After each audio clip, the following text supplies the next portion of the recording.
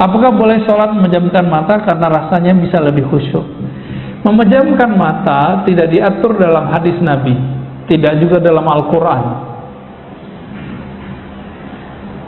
tapi masuk ke ranah fikih. Nah, ulama ahli fikih, karena mungkin ada kasus dulu di kalangan para santri, kalau dia pejamkan mata lagi sujud nggak balik-balik, Pak. Itu kan kejadian di pesantren. Saya kan 15 tahun Pak tinggal di pesantren, belajar dan mengajar. Itu santri kalau dia merem sujud nggak balik-balik, sujud aja. Kita udah assalamualaikum dia masih sujud. Hakon Pak ya. Kalau nggak percaya kita lihat. Anak bapak jangan-jangan yang pesantren begitu juga, atau jangan-jangan bapak-bapak ini pernah begitu, ya. Pernah ngantuk pas Ramadan tuh subuh-subuh nggak balik-balik pas sujud. Ya. Itu terjadi, ya. Jika memejamkan mata membuat tambah syahdu, tambah fokus, maka boleh memejamkan mata. Tapi jika memejamkan mata membuat pikiran kita kemana-mana, maka makruh. Itulah makruh hukumnya. Jadi jangan saklek. Yang paling lucu ada seorang syekh, ya, saya nggak usah sebutnya. Bagi dia memejam mata meniru agama lain. Padahal ada hadisnya. Ya, ada hadisnya Nabi kalau ngajarin zikir Sayyidina Ali, salah satu riwayatnya ghammid ainaik, pejamlah matamu lalu bacalah nama Allah di kalbumu. Ada hadisnya. Ini menjam mata itu bukan urusan menyerupai. Kita tahu hadis apa enggak, ya. Jadi boleh dengan syarat itu, makruh dengan syarat yang tadi, ya. Pak Ahmad Romli, dalam beberapa kondisi kita terkadang belum bisa berzikir secara fokus karena beberapa kesibukan sehari-hari. Apakah zikir hanya dengan lisan tanpa menghadirkan hati dapat bermanfaat? Iya, orang sholat nggak khusyuk lebih afdol daripada nggak sholat. Ya. Sepakat? Ada yang nggak sepakat? Orang zikir masih melayang-layang itu lebih utama daripada nggak zikir. Nah, Ibnu Athaillah itu berkali-kali, ya, mengatakan, tetaplah zikir meskipun kamu masih lalai di qalbumu, karena siapa tahu nanti Allah akan turunkan kalimah di lisanmu jatuh ke dalam qalbumu.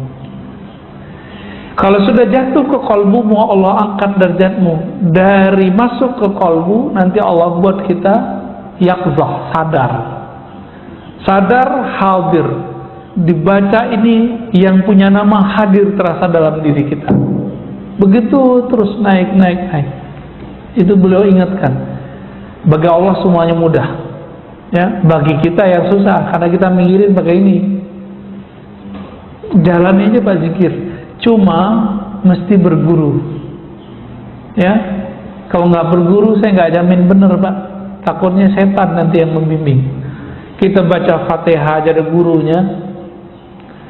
Baca Iqra ada gurunya nggak? Tilawati, qiraati.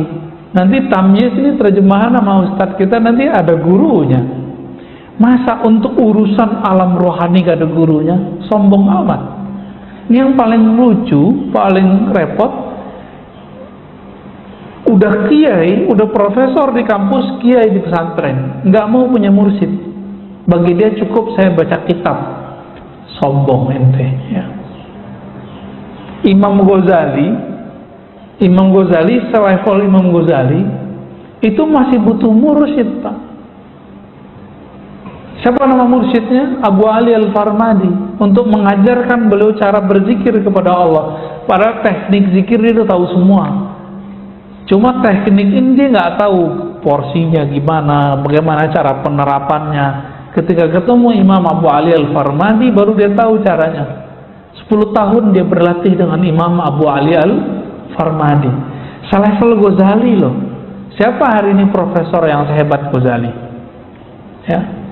Kata orang kan saya doktor nih, karena didaulat di kampus jadi doktor, diresmikan.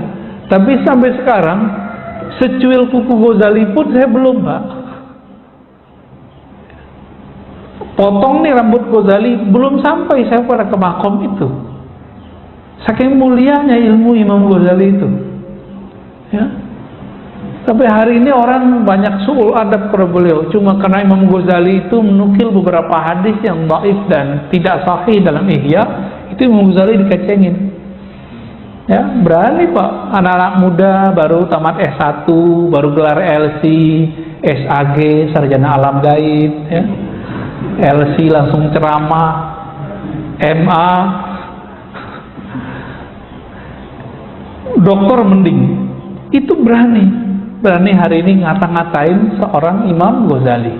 Dia nggak ngaca dia cuma ngikutin kata seorang fulan yang meneliti kitab Ghazali, dia kemudian ikut mengata-ngatai Imam Ghazali. Dia sendiri nggak meneliti kok. Saya 2006 masih S1 itu meneliti kitab Imam Ghazali itu. Ternyata nggak seperti yang diceritakan orang. Pas dia teliti, nggak nyampe 100 hadis palsunya, nggak nyampe 50 bahkan, ada sumbernya semua. Cuma si pengarang-pengarang setelah beliau nggak ketemu riwayat itu, ketemulah 300 hadis tidak ada sumber. Pengarang Imam Iraqi, Imam Subki, tapi belakangan kan enggak. Ya. Jadi tetap zikir lisan meskipun tidak hadir hatinya. Coba cari guru nanti bimbing antum insyaallah. Terakhir, apakah masuk surga, masuk neraka itu takdir mubram? Mubram itu takdir yang tidak bisa dirubah. Enggak. Masuk surga, masuk neraka itu takdir mu'allaq, masih digantung oleh Allah, kehendak Allah. Tapi ingat, Allah punya hak yang unlimited, namanya jaiz. Kita kalau belajar sifat Allah, ada yang wajib, ada yang mustahil, ada satu lagi Pak, jaiz. Jaiz ini meliputi semua nama-nama dan sifat Allah. Jadi Allah tidak ada yang boleh mensetirnya. Allah itu bebas. Nah, maka dikatakan dalam hadis yang Ibnu Mas'ud, ada orang beramal seperti amal ahli surga, tapi telah ditetapkan di sisi Allah dia beramal dengan ahli neraka, mati masuk neraka. Ibnu Daqiq Al-Id menemukan apa sebabnya, urusan kolbu. Jadi dia taat baru di zahirnya, belum taat sampai ke dalam kolbunya. Pertanyaannya yang Ustadz izin bertanya, bagaimana dari Bu Dewi Yespita, bagaimana cara melawan rasa ngantuk yang sangat kuat saat tahajud walaupun sudah berwudu berulang kali? Gimana nih? Tidurnya lebih awal. Betul, tidurnya lebih awal, itu satu. Yang kedua, kurangi karbo. Karena karbo itu isinya gula. Kalau dalam tubuh ini banyak gula, glukosa, kita bawaannya tidur terus. Coba mulai konsumsi sehat. Indonesia termasuk nomor 1 pada nomor 2 terbesar di dunia penyakit gula. Karena karbo Pak. Jadi kalau bukan nggak makan nasi, nggak makan namanya. Coba itu dibuang deh, ya. Kalau nggak makan nasi, nggak makan, buang pikiran itu. Emang makan itu doang, ya? Kan bisa buah, ya kan? Bisa macam-macam. Itu nafsu yang ngomong itu, nafsu yang dijadikan tradisi, nafsu yang dijadikan doktrin. Nah, jangan ngomong begitu. Roti juga hati-hati loh Pak, ya. Roti karbo tuh, jangan banyak-banyak, dikit aja. Dan yang ketiga, hindari maksiat batin. Maksiat batin paling bahaya. Sombong, emosional. Nah, pengalaman saya, kalau saya emosi Pak, siangnya, malamnya pasti telat bangun. Udah mepet-mepet ke subuh baru bangun. Itu berarti siangnya saya marahin anak saya, atau marahin istri saya Pak. Atau kesel sama tetangga mana gitu ya, atau kita jalan dibela orang, kita balas ngebela orang, itu ngefek semua. bukan masalah ngebelnya, tapi di sininya nggak beres. Karena di sini nggak beres, ruh kita kelelahan. Karena dia kelelahan, jiwa kita juga kecapean, dia butuh rehat, tidurnya jadi panjang. Maka kalau ngantuk, tidur aja, jangan dipaksain tahajud. Nanti pas ruku baca Fatihah lagi ya. Jadi cukup, jadi kalau yang begini nih, Bu Dewi Yespita dan mungkin teman-teman sebagian, sholat witir dulu sebelum tidur, sampai nanti sudah jadi habit, baru nanti dipindahin ke akhir malam jadi tahajud. Ya, agama kita nggak saklek kok, fleksibel. Khawatir nih nggak bisa witir sebelum tidur, udah habis isya, setelah salat sunat langsung witir, boleh. Salah satu guru saya namanya Syekh Ahmad Darwis, ahli hadis, habis isya dia langsung witir. Tapi isyanya lama Pak. Dia isya itu baca Quran 2 juz, 3 juz, kadang 5 juz. Langsung pada keok semua ya. Jadi saya nungguin gitu. Udah 3 juz, nggak selesai beliau. Ya, kalau kita juz Al-Fuqat, ada 1 juz tuh. Juz apa lagi? Juz mangga gitu ya.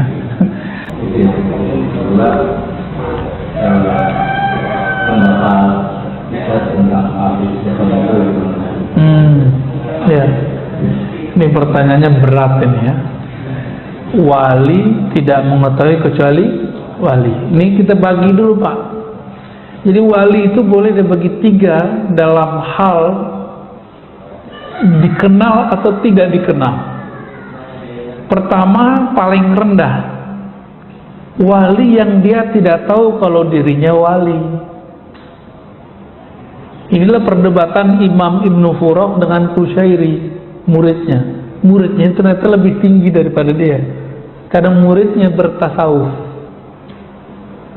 Karena untuk mencapai mukhalafatun nafs itu butuh seorang guru. Imam Qushairi punya mentor, guru, mursyid yang membantu dia untuk melatih jiwanya. Gitu. Ibnu Furaq ngotot, wali nggak tahu dirinya wali. Itu maksudnya dia sendiri. Dia nggak tahu kalau dirinya adalah seorang wali. Qushairi ngotot, bukan wahai Tuan Guru, wali tahu dirinya wali. Itu dirinya sendiri juga. Ya. Insya Allah canggih amat di print segala ya. Baik. Yang kedua, wali yang sesama wali saling mengetahui. Itu yang antum tanyain tadi. Jadi sesama wali tahu, sesama jawara tahu ini jawara nih bukan ya.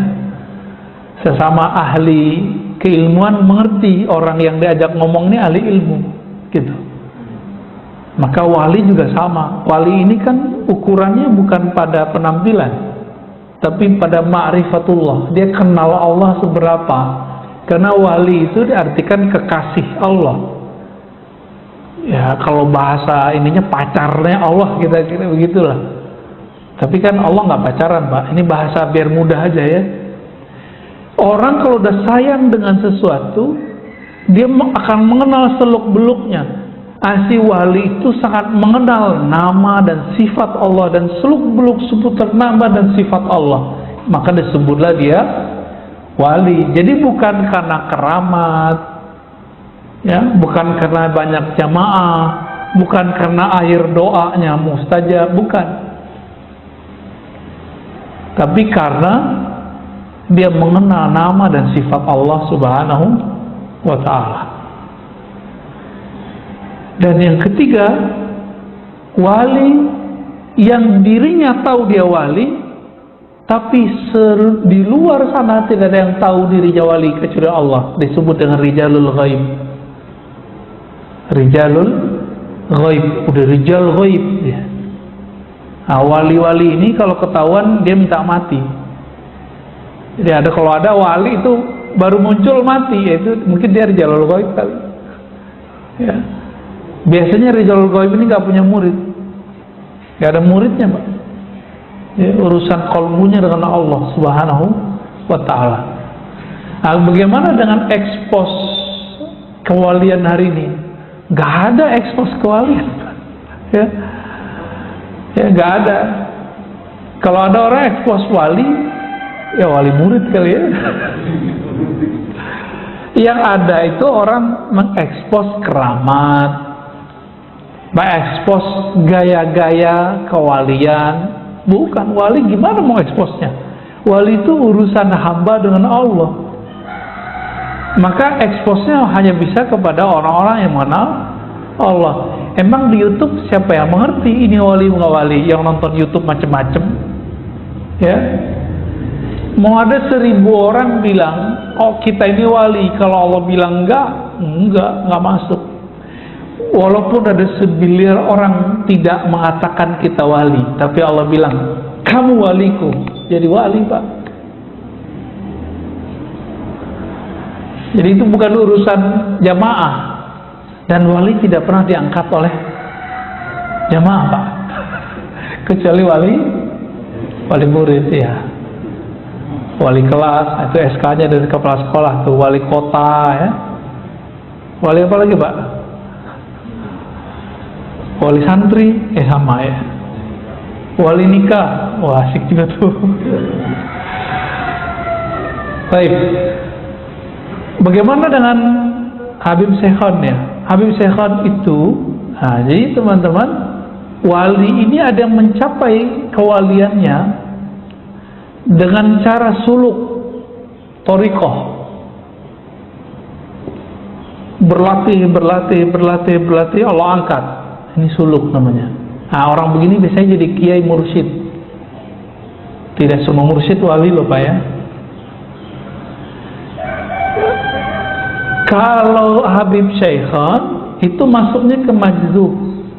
Nah, itu thariqah kedua. Jadi diangkat jadi wali karena Allah yang mengambilnya. Jadi dia ditarik, maka disebut majzub. Nyampe di Jawa majdub, ya, yang benar majzub, ya, pakai za, ditarik oleh Allah.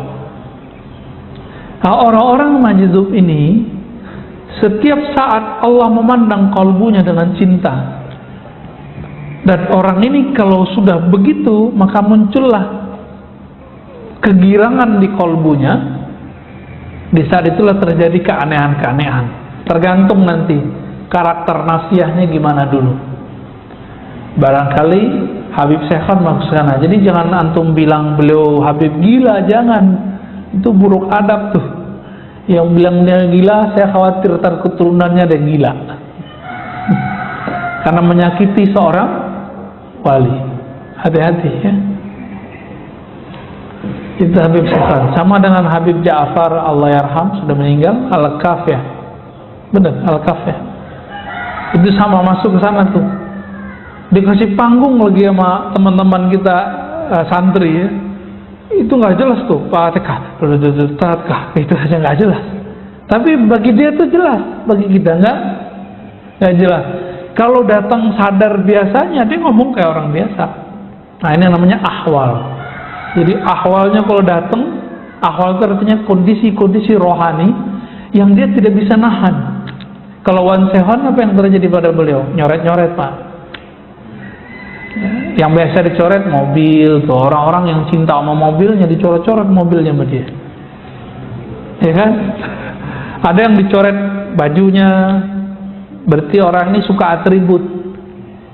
Jadi ada organisasi tertentu datang ke beliau, sowan, dicoret, Pak, simbol-simbolnya. Karena beliau tahu berhala di dalam kolbu orang ini adalah simbol-simbol itu. Ada yang berhalakan tadi apa? Mobil. Ada yang rumah. Rumahnya pada dicoret-coret sama dia. Nah, itu kalau Habib Syekhon lagi datang ahwalnya. Ahwal itu nggak selalu buruk, ada yang baik. Ada saya ketemu wali, kalau datang ahwalnya ini belanja mulu. Kalau dia nggak begitu, Pak, bisa gawat ya. Kalamnya nanti bisa kemana-mana. Ada yang diem aja ya. Kalau datang ahwal dikunci pintu dia diem aja. Ada juga yang begitu. Ya wallahu ta'ala alam. Nah, kita meminta kepada Allah, semoga kita yang hadir pagi ini, yang mengikuti kajian ini, baik dekat ataupun jauh, termasuk orang-orang yang mampu mengendalikan hawa nafsu kita dan mendapatkan rahmat dari Allah. Pendosakah kita, taatkah kita, semoga rahmat itu selalu bersamai. Amin ya rabbal alamin. Wa sallallahu ala nabiyina Muhammad, subhanakallahumma wa bihamdika, asyhadu an la ilaha illa anta, astaghfiruka wa atubu ilaik. Wa sallallahu ala nabiyina Muhammad walhamdulillahi rabbil alamin. Assalamu alaikum warahmatullahi wabarakatuh.